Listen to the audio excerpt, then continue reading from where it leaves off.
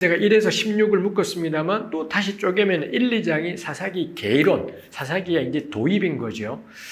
이 여호수아 이후에 땅 정복이라는 게 개별 지파별로 진행된다라는 것. 그리고 2장에 가면 실제 역사 속에서는 이 백성들이 끊임없이 하나님께 불순종했다라는 것. 근데 하나님은 그들을 버려두지 않으시고 그때그때마다 구원자들을 보내셨다라는 것. 요거 1, 2장에 개괄하고요. 그 다음에 3장부터 개별 지파의 각계 전투와 더불어 개별 지파마다 세워지는 하나님이 세우시는 그 재판하는 사람들, 사사들 이야기가 3에서 16장까지이죠. 그래서 이 사사들은, 사사라고 불리는 사람들은 다들 지파가 다 달라요. 여러 지파들에서 다 등장했고, 대부분이 짐작하는 게 그렇다면 한 지파의 문제가 모든 지파의 위기는 아니었을 겁니다. 그렇다면 모든 지파가 전부 모여서 뭔가를 해야 되는데, 가령 기드온만 해도 다른 지파들이 겁나 떨떠름해하는 이런 것들이 있지 않습니까? 해서 사사들의 활동은 자기 출신 지파에 국한되었을 거다예요. 요 동네 지파에 그 근처의 이방 나라들하고 분쟁이 생겼고 어려움이 있었고 그때 하나님이 이 지파 출신의 누군가를 세우시고 그가 외적을 물리치고 거기에 평화가 찾아오고 이러했을 거다 싶은 거죠. 그래서 여기 우리 사사기에 등장하는 사사들을 연대기 순으로 쫙 늘어놓는 건 안 맞을 거다. 할 수도 없어요. 이 정확한 연대들을 할 수도 없는 일이지만 이 동네마다 이루어지는 지파마다 이루어지거나 기껏해야 인접한 두세 지파에 영향이 미쳐지는 사건 이런 것이었을 거기 때문에 전부의 그건 아니죠. 나중에 우리 사울도 사실은 사사로 처음 세워진다 싶습니다만 사울 같은 경우는 베냐민 지파였지 않습니까? 근데 암몬이 이 이스라엘이 쳐들어오는 바람에 길르앗 야베스가 지금의 우리 갈릴리 호수 오른편 우리 골란고온이라고 하는 그 아랫자락 거기가 길르앗입니다. 그러니 베냐민하고는 솔찬히 거리가 있습니다. 근데 사울이 그 길르앗 이야기를 듣고는 분기탱천 하나님의 영이 임함 붙어 싸우자 이렇게 되잖아요. 그리고는 임금추대 이런 것들이 나오는 거죠. 그래서 임금추대까지 이렇게 가는 거는 지파가 꽤 크게 연루가 될 때 이스라엘의 상당히 넓은 지역이 연루가 될 때 왕 이런 것들이 나올 수 있겠습니다만 기본적으로 사사 시대라고 사사기가 보여주는 건 지파의 일들이었다라는 것. 개별 지파 출신들에 의한 지파의 일들, 기껏해야 인접 지파 두세 개 이런 걸로 우리가 사사 시대를 실제적으로 생각해 볼 수가 있습니다. 그렇다면은 곳곳마다 사사들이 동시에 존재했을 수도 있겠다.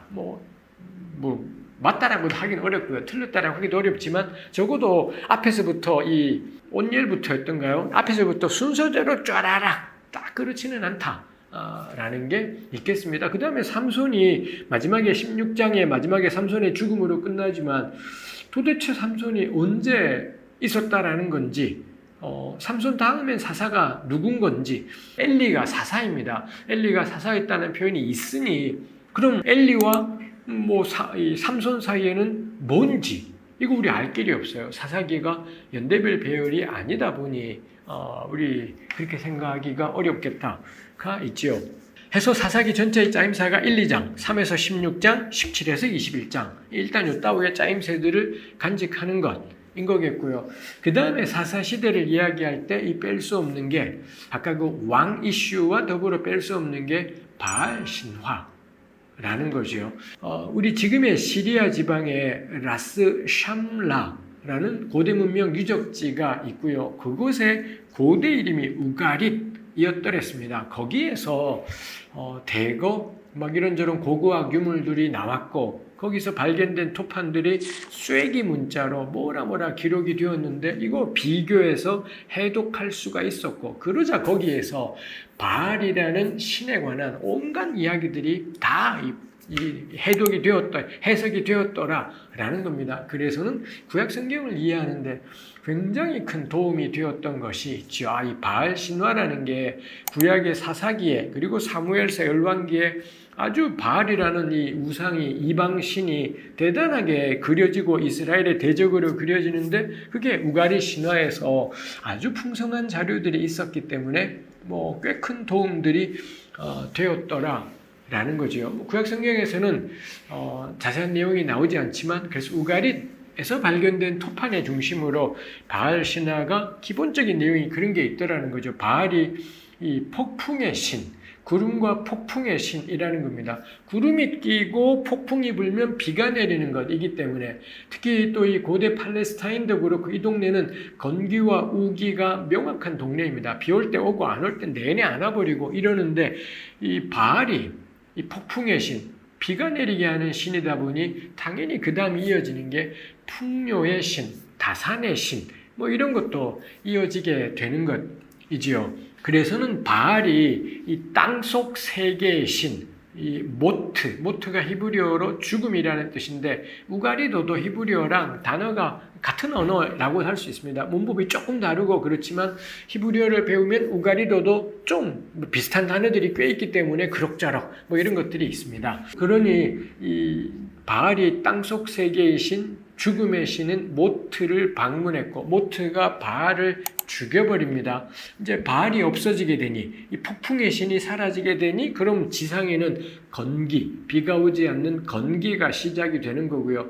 나중에 바알의 아내가 아낫라는 아낫이 나오지 않습니까? 우리 사사 가운데도 아낫의 아들 삼갈, 이 막대기로 외적을 물리쳤다는 삼갈이 나오는데 거기 엄마가 아낫이라고 나오기도 하죠. 이게 뭘까 싶기도 합니다만 하여튼 아낫이라는 바알의 아내가 남편을 찾다 지하세계까지 모트한테까지 오게 되고 모트가 바알을 죽였다더라 해서 아낫이 모트를 개박살을 내버리고 자기 남편의 시체를 모아가지고는 지상으로 돌아와서 펑펑 울면서 신에게 기도를 하는 거죠. 그러자 죽었던 바알이 다시 살아나게 돼요. 그러면서 그 땅에 다시 비가 오는 우기가 시작.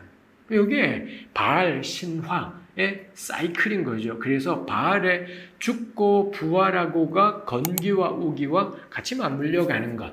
이겠습니다. 우리가 현대인의 시각에서 상상해 볼 만하죠. 고대 세계의 사람들이 오늘날과 같은 이런 과학을 알 수가 없었을 거고, 우리도 이런 거 전혀 몰랐지 않습니까? 인류가 이런 걸 언제쯤 제대로 알았겠습니까? 하물며 이런 시대라고 하면 지금부터 3,000년에 가까운 오랜 옛날이기 때문에 이 사람들은 이거를 신화로 우기와 건기들을 설명했을 겁니다. 이 사람들에게 신화는 오늘 우리에게는 일종의 과학이라고 그렇게 할 수 있지 않겠습니까?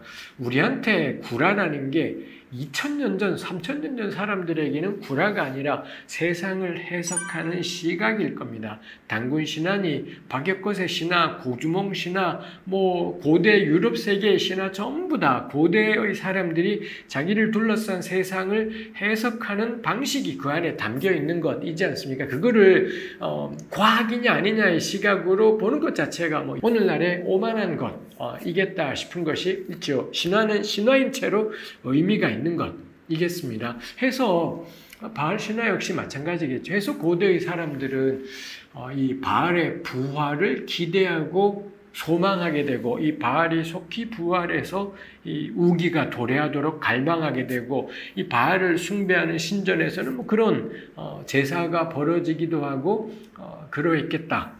라는 것입니다. 그래서 사실 부활이라는 이야기, 죽었던 존재가 다시 살아나는 이야기가 딱 바알 신화에서는 명확하게 등장하는 것이 있습니다. 이게 우리는 예수님께서 하나님이 예수를 죽은 자들 가운데서 다시 살리셨다. 이게 초대교회, 1세기 교회의 가장 중요한 신앙 고백의 하나입니다만 사실 이 고대 세계 한 20몇 세기 전에 이런 어마어마한 것들이 있지요. 이런 거 생각하면 제가 늘 하는 말이지만 우리 구약의 신앙인들이 고대 이스라엘이 내세에 대해서 아무 언급도 안 하는 게 전 저게 오히려 놀라워요. 구약에 부활이 있는 건 흔해 빠졌어요. 이때 누구나 다 부활 이야기 다 하기 때문에 내세에 대한 기대가 이집트가 얼마나 내세에 대한 기대가 커요. 이 팔레스타인은 바알 신화라는 죽은 신이 다시 살아나기도 하고 이런 것이 진적이 있었다라는 거예요. 근데 이런 속에 이집트 땅에 살다가 팔레스타인에 왔고 아브라함은 갈대아 출신이에요. 근데도 고대 이스라엘은 단 한 톨에 내세에 대한 기대나 부활에 대한 신앙이 하나도 없다라는 것. 있는 게 놀라운 게 아니라 없는 게 놀라운 겁니다. 그럼 우리가 진짜 고민할 건 왜 없었을까? 그리고 이 없다라는 게 어떻게 우리 신앙을 풍성하게 하지? 사실은 그게 우리의 자산인 거죠. 부활이 자산이 아니라 구약에서는 말입니다. 없는 게 영적인 자산이구나 싶은 것이 있습니다.